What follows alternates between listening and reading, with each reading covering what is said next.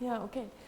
Thanks a lot. Thanks a lot for inviting me. It's a really great pleasure to be back here again in Brazil, and I think it's really fabulous what you're organizing, that you have this termite symposium, which is really unique worldwide. So it's really a pleasure to be here. And I'm going to talk about aging now in social insects, or specifically in termites. And so the question is, why can termite queens live so long? And actually when we start this, so one has really to think about aging, because like aging is kind of a puzzle, an evolutionary puzzle, because an unlimited lifespan, an unlimited fecund lifespan would really increase the fitness of all individuals. So the question is, why do animals age at all? Because like unlimited lifespan would increase the fitness. Evolutionary theory explains aging by a decline of the selection with increasing age. And this is shown in this diagram. So when you have an individual that ages, so that's the chronological age, the survival will decline over time, and this is not to intrinsic aging, not to senescence, but because of extrinsic mortality, extrinsic random mortality, such as colds or some catastrophe, some predation. And so this leads, as a consequence, this leads that there are few individuals available at older ages, and so the selection, the selective forces, they decline with age. And what we have here is this selection shadow, so that selection just declines with age. And as a consequence of this, there were two hypotheses proposed that can then follow as a consequence. One is that mutations can accumulate over generations from genes that are negative, but only negative at late age, so they will not be selected against. The other idea is the antagonistic pleiotropy idea, which is very similar, but in this case, these genes are pleiotropic genes, and they are beneficial early in life, and therefore they will be selected because they are good early in life, even though they are bad in life, and they are not counter-selected because like there is no selection late in life. And complementary theory is the disposable soma theory, and this regards aging actually as an allocation trade-off. So each individual has only a limited number of resources, and these resources the individual has then to distribute into growth, maintenance and repair, and also reproduction. And so the resources is not unlimited, and therefore there's often then as a consequence this life history trade-off between fecundity and longevity, because an individual has to allocate resources either into fecundity or into longevity, and it can't do both optimally at the same time. And this is linked to the then to the disposable soma, because like an individual should only be selected to invest into longevity up to a certain age, and this is linking back then with the other theories, because after a certain age then there is no selection really on reproduction anymore, because like the individuals are less likely to survive this age anyway. So and this is so that the soma is disposable, and the investment into soma, so which means growth, growth, maintenance, and repair should be limited. And like from the mechanistic proximate side, there we have some data that actually support this disposable soma theory, because many of the central pathways which are involved in aging, like the IIS, the insulin-like growth factor signaling pathway, and the TOR pathway, they are central pathways that are linked to aging, and they all sense resources. So the IIS pathway, it senses carbohydrates, and allocates it to different functions. In the TORS pathway, it senses proteins and also allocates it to different functions. And these two pathways then interact with other pathways, and in insects, juvenile hormone is very important in causing aging, and also other mechanisms like oxidative stress, which is then causing reactive oxygen species, or just in short, ROS. So like from the proximate side, we have some evidence that the disposable soma theory is important for aging, and that we have this allocation problem. And the disposable soma theory predicts that there is this life history trade-off between fecundity and longevity. And in most organisms, we actually see this life history trade-off. So if an individual invests a lot in fecundity, it has a reduced lifespan, and vice versa. And the only group where this fecundity longevity trade-off does not seem to appear are the social insects. So the social insects are really a major exception. And so we already know all of them, so the social hymenopteron and the termites. And in these social insects, that seem to be actually a reversal of the trade-off happening. Because like here is a Macrothermus bellicosus queen. We have on the one hand the queens, and she can live here in this case up to 20 years, and she lays 20,000 eggs per day. So probably the most reproductive terrestrial animal in the world. And on the other hand, we have the workers.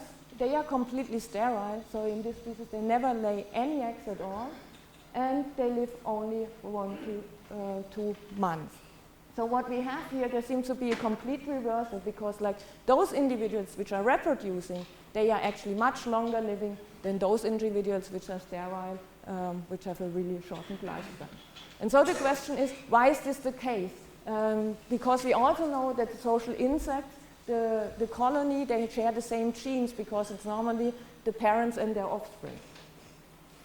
And we have in Germany started a research initiative, the SoLong Research Unit, funded by the German Science Foundation. And there we take a comparative approach, and we study this question, why is this reversal in social insects? And we address bees, like the honeybee and Euglossa, a primitively eusocial bee. Then we study several ant species, and in my group we study the termites. And we want to use always, using the same approaches, to compare then our results and use as an outgroup Drosophila melanogaster, because it is very well studied and all the mechanisms are known there. So we do also similar experiments in Drosophila as we do in the social insect. And we are asking then proximate questions about the mechanisms underlying aging, but also we are also studying ultimate questions about the causes why there is this reversal of the fecundity longevity trade-off. And when I now want to present you some results of our studies, one important thing is that what we have at the moment, so what we see is just really a correlation. So the greens are long-lived and highly fecund, whereas the workers are sterile and short-lived. But this is just a correlation. So in order to really show that there is no trade-off at all, we actually need to go to causation. And this means that we actually have to manipulate the colonies. So for example, to increase the fecundity of the queen, and only if her longevity is not negatively affected, then we can say that there is also causation, so that there is really no trade-off between the two factors. And so we have the hypothesis, then if there is really no trade-off, that the queen, that there is no effect when we increase the fecundity of the queen, that there is no effect not on the queen, and also we should not forget the workers, because they are social insects. And what we did is actually we did exactly this experiment in the termites, where we try to increase the fecundity of the queens, And we are using here our main model system, secundus, from Australia. It's a wood-dwelling or one-piece nesting termite. It has totipotent workers, so all workers can develop into all other castes, so into reproductive. And what is also very characteristic that it has very small colony. And what we did in this experiment, we called this experiment egg removal experiment because we removed the eggs from the queens, and we did this for 6 months. That was called then the treatment period. And we had a control colony, or we had control colonies which were handled identically, but we just didn't remove the eggs. And after 6 months, we let the colonies more or less alone, so they dig into the wood, and we followed then their post-treatment period for 1 year and looking for colony development. And in total, we had for this experiment 37 colonies, and they were derived from 8 stock colonies, so meaning 8 colonies with different genetic backgrounds. And so the first 6 months are the period where we try to manipulate the fecundity of the queen, and afterwards, the 12 months is the post-treatment, and there we wanted to look at whether the survival of the queen is affected by the treatment, whether the queen fecundity is affected by measuring the young which were born in the 12 months post-treatment period, and we also looked at the survival of the old workers, and with old workers, I mean those workers which were already present during the treatment period. And at the end, after the 1.5 years, we killed the queens from 6 colonies and also 6 randomly chosen old workers, so those which were present during the treatment period. And we did some transcriptome analysis to look for gene expression patterns. Okay, so the first result, so did our experiment actually work? So could we increase the fecundity of the queen by removing her eggs? And what you can see here is the egg production, and here the control colonies, the egg removal colonies, and what you can see really clearly, by removing the eggs of the queen lays more eggs, so the experiment is really successful, so then we can increase the fecundity of the queen by removing her eggs. Was the survival of the queen affected by increasing her fecundity? And again, here the control, here the egg removal, and what you can see here, there is no difference. So it didn't, the survival, so the queens of the treatment colonies survived as well as in the control colony. So the queen survival was not affected. Was the fecundity of the queen affected? So did she produce less offspring in the 12 months post-treatment period? So what you can see here is the number of offspring produced. Here are the different stock colonies, so colonies with different genetic backgrounds, so we had 8. And what you can see overall, the circles are the treatment colonies with egg removal, and the triangles are the controls. Overall, we didn't see an effect on the fecundity of the queen, but we saw it in some colonies. So there seems to be, you can see this here, this interaction between the genetic background of a colony and egg removal. So that means overall, all queens were not affected in their fecundity, but some queens of some genetic background actually were. So there is this genetic effect that has an influence. When we now look at the survival of the workers, the old workers, so those workers which were present already during the treatment, then we can actually see that the survival of the workers in the egg removal experiment, they were reduced. So workers were dying when the fecundity of the queens were increased. Okay, so I mentioned that we did in the end then also did transcriptome analysis to look at gene expression patterns, and this was done by Karen Meusemann, who is a postdoc in my lab, and we looked at control and egg removal queens. And we had a sample size of 7 for both treatments. And to our surprise was really that not a single gene was differentially expressed in queens from the egg removal and the control treatment. So they were completely identical. So there was no differential expression of gene for the queens. For the workers, for these old workers, we actually found some differences. So like the gene expression of the old workers that were present during the treatment was affected, and 110 genes were downregulated and 15 genes were upregulated. And so what were these genes doing, or what are these genes that are differentially expressed in the workers? And more than 35 of these genes were related to development.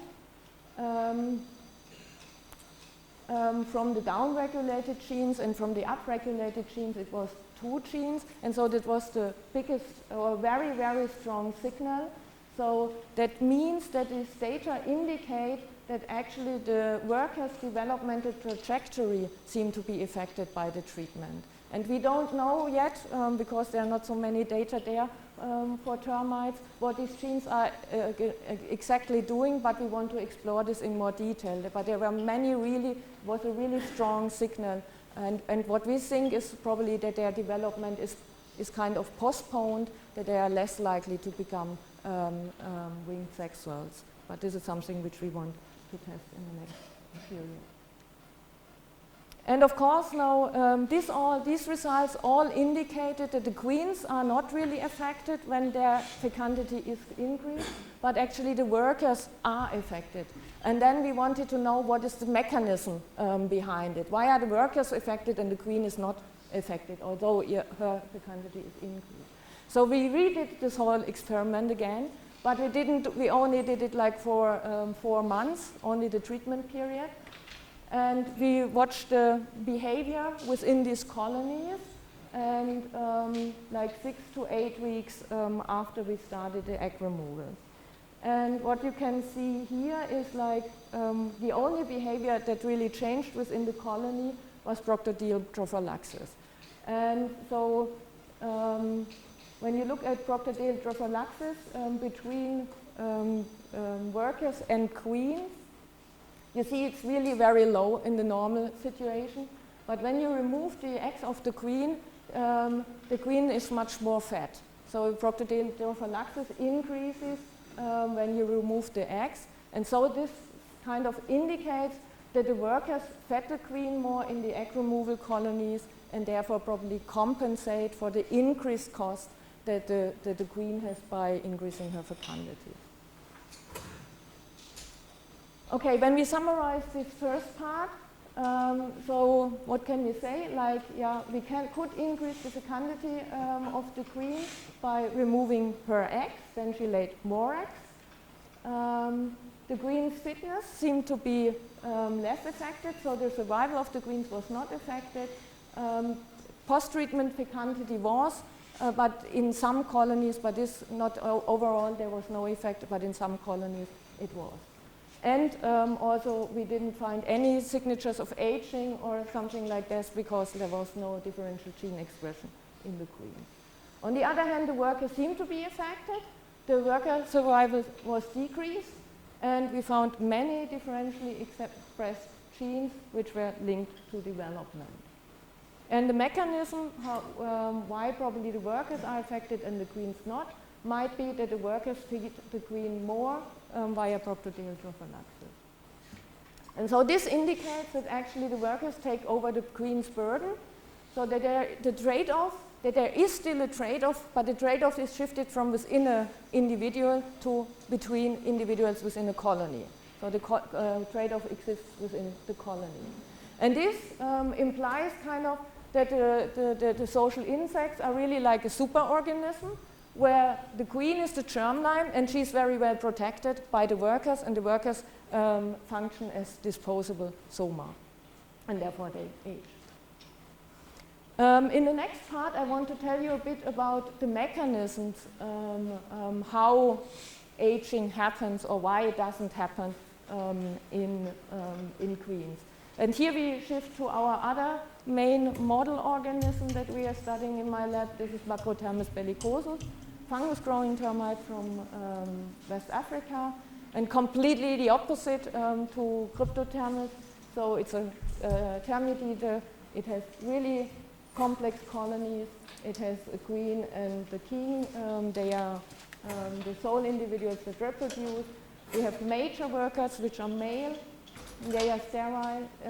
They are mainly doing the foraging, and therefore their extrinsic mortality is high. On the other hand, we have also minor workers. They are also sterile, but they do mainly the inside tasks within the nest, and therefore their extrinsic mortality is lower than those for the major workers. And also the minor workers, they can develop into soldiers. And we have also in the system major and minor soldiers, but we didn't study them here. And we did a study in the Como National Park in Ivory Coast, and I'm studying there since my master's project, so since 1994. And it is known that these colonies can live, and therefore the king and the queen can live for over 20 years. These are data from Reinhold Leuthold from Switzerland, who had colonies for that period, for that long period in the lab. Like we measure the survival actually in the field, as we are studying there these individuals there or these species there for a long time. We could do this, and so we measured survival probabilities of colonies with different ages. So here, and like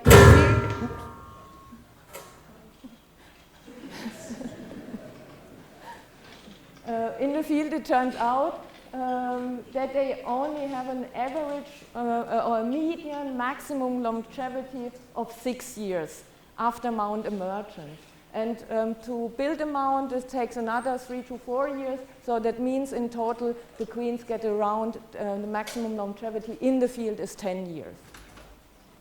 So much less than in the lab. And so on the other hand, we have the workers, and these workers, they only live a few months, and the data that we have, that the major workers live shorter than the minor workers, because the minor workers can then also develop into soldiers.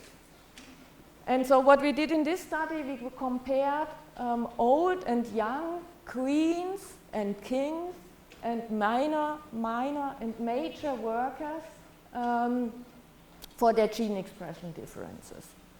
And you can see the different castes kind of here. So here the reproductive kings, queens, and here the major workers and the minor workers. And we used really the extreme ages, so really very old workers and very old workers and very young workers and very old reproductives and very young reproductives. And when we now look here at the differentially expressed genes, we actually see that although these reproductives here, they differed by more than 7 years in age, they didn't show much differential gene expression, which also indicates that there's no aging, because when there is aging, you should see differentially expressed genes. So like for the workers, there was, for the kings, there was even less than there was for the queens. On the other hand, we had in the major workers, and these individuals, they were just like 1 month in age, so in chronological age, different. We had really many genes, in total over 5,000 genes, which were differentially expressed between old and young major workers. And so what were these genes? And this was very, very striking result, is that many of these genes, which were differentially expressed in the old major workers, were transposable elements. And this we can again see here. Here are the old major workers, and there was a strong upregulation. More than 10% of all the differentially expressed genes in the old major worker were transposable elements, whereas we couldn't find them in any of the other, in any of the reproductives. So what are these transposable elements doing? They are here classified according to the different types of transposable elements that are recognized. So transposable elements, in short TEs, are selfish elements which are also called jumping genes. And they can replicate independently of the rest of the genome and replicate themselves and jump somewhere else into the genome.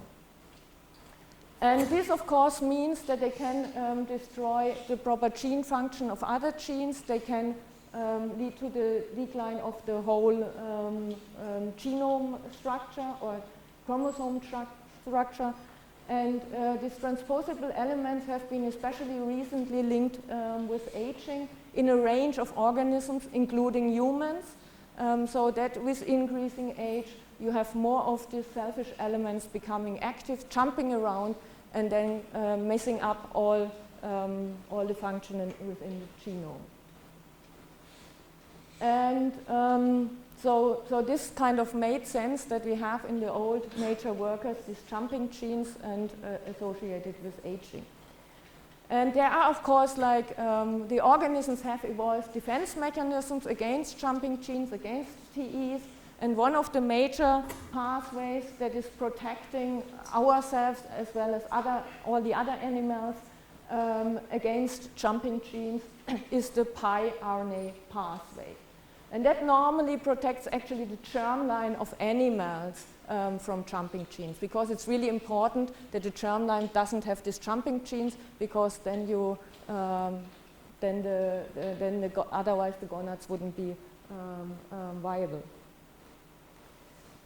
And so we also looked for these defense mechanisms within our different castes from Macrothermus bellicosus. And one of the major defensive paths after TEs become active, or when TEs become active, is the so-called ping-pong amplification cycle.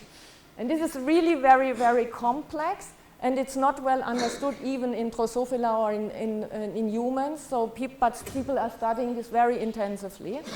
And I just want to show you really a very short diagram what is happening when the TEs are becoming active. So there are like 3 genes which are characteristic for this ping-pong cycle, and they are doing nothing else except being involved in this ping-pong cycle. And one is aubergine 1, AU. The other is argonaut 3, ARGO.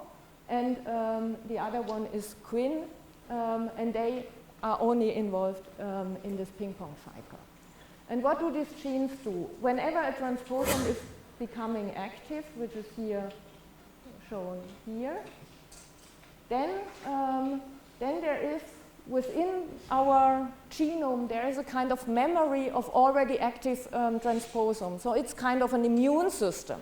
And whenever a transposome is becoming active, and the organism had this already before in its evolutionary history, then there are parts left within the genome. These are called the so-called pi-RNA clusters. And they get then transcribed, these pi-RNA clusters, and processed. They get transcribed by these 3 genes here, and processed. And they bind then these active transposons, and they destroy these active transposons and make it available to transcribe again these clusters here, this cluster. So it's a self-amplification system, like an immunity system that is destroying transposons. So, and we looked for these genes like in our different castes, and actually what was striking that we found for aubergine 1 and for quin that actually their expression is going down with old age in old major workers. And there are some other genes which are important in this ping-pong amplification cycle, but they are also involved in other processes, and this is zucchini and caseline. And also these genes were down-regulated in old major workers. And these genes were constantly high up-regulated in the reproductive and the minor workers. So this then kind of suggested that actually this pi RNA cycle is working in old major, in old reproductives, but it's down-regulated in the old major workers, and therefore the transposable elements, the TEs, can jump. And what was really surprising for us also was that actually we did transcriptomes of the heads of the individuals. And we found this in the heads of the individuals. Normally the pi RNA pathway and this ping pong cycle is only active in the gonads of animals. And so this suggests that actually a mechanism that is originally evolved to protect the germline of animals is active in the reproductives of the termites. Okay. So when we summarize this, about the mechanisms, old major workers are characterized by a high TE activity. This high TE activity in the old major workers correlates with a downregulation of central genes from the pi RNA pathway. Whereas in the greens and in the greens, kings, and minor workers, these pi RNA pathway genes are constantly upregulated.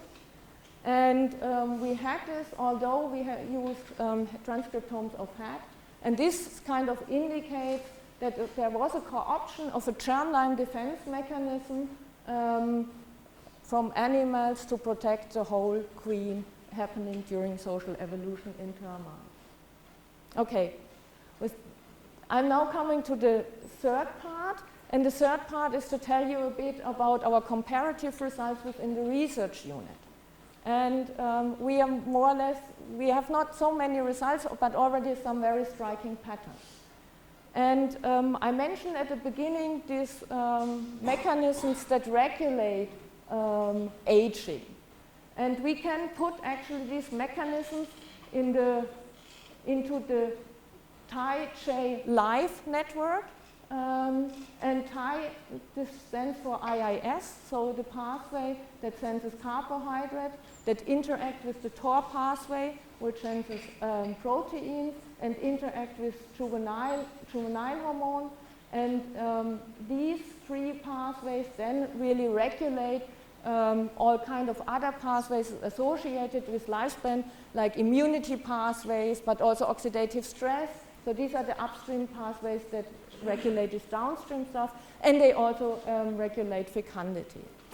And what we did is within our research unit, we compared, like we did in the last study, old and young individuals of the different castes, and wanted to see whether we find some general pattern across all taxa. And like the results that we have, some are just told about you. For the termites, we have the transposable elements are very important for aging and also for protecting against aging. What we also found in termites, that many genes in the IIS pathway seem to be important and seem to be differently regulated than they are in Drosophila. But when we look then at, so this is kind of a lineage-specific signature which we didn't find in the ants and, for example, in Apis mellifera in the honeybee. So in the ants we found in comparison that for the ants actually genes from the TOR pathway, so for protein signaling pathway, were changed compared to Drosophila. Not in the IIS, but in the TOR pathway. And in the honeybee, which is already very well known, there are many genes related with JH that are changed in the honeybee compared to Drosophila, and also some signatures from chemical communication that seem to be different in the honeybee and associated with aging.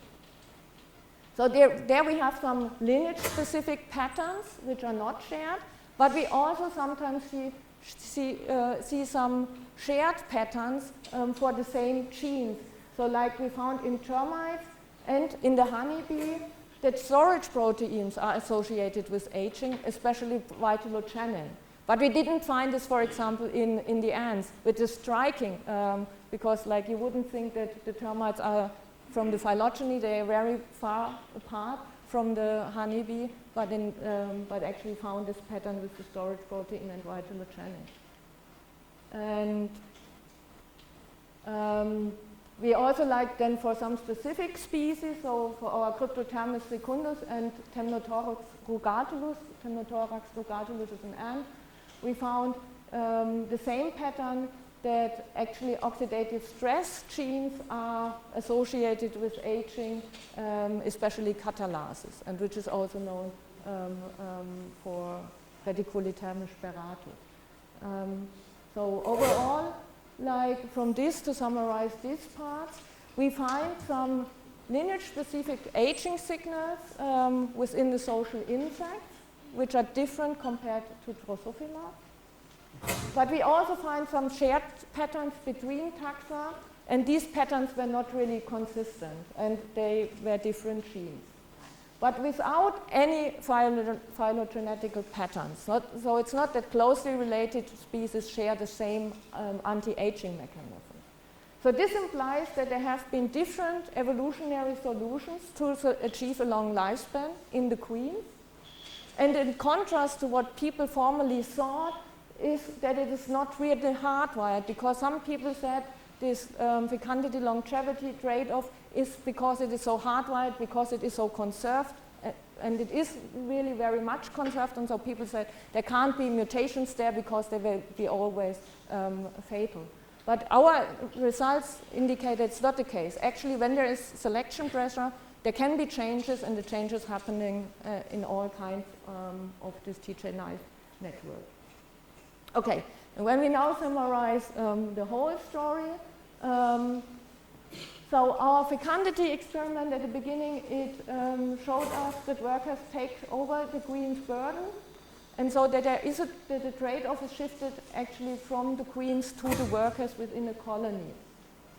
The mechanistic part can be summarized as a germline defense mechanism, seem to protect the queens and the kings and minor workers. And overall, this kind of implies a superorganism concept where the workers function as soma and the queen functions as colony, as germline, and therefore the queens is protected, whereas the workers are not protected, and the workers do age. And this will some support of the disposable soma theory, because there seem to be a location trade-off, but this is shifted from within an individual to between individuals, between reproductive and working. And now, so to answer the question that I asked at the beginning, why can termite queens and kings live so long? Our current answer is certainly not completed yet, is at the ultimate level because they have workers that function as the soma. At the proximate level, because they are well protected against TEs, and other mechanisms play a role as well. And like when we transfer that to social insects in general, there seem to be at the proximate level different solutions in the different taxa, so it's not really hardwired. Okay, and with this, I'm at the end. I thank you for your attention, and I thank all the people, especially Daniel Elsner, a PhD student in my lab, who did the transcriptome analysis for Macrothermis bellicosus and all the analysis there. Karen Meusemann, who did the transcriptome analysis for the egg removal experiment. Ronja Wenglang, a bachelor student, who did the behavioral observations in the egg removal. And then Florentine Schaub and Daniela Schneider, technicians in my group. Then here my group in Freiburg. And here the whole research unit. Yeah. And thank you for your attention.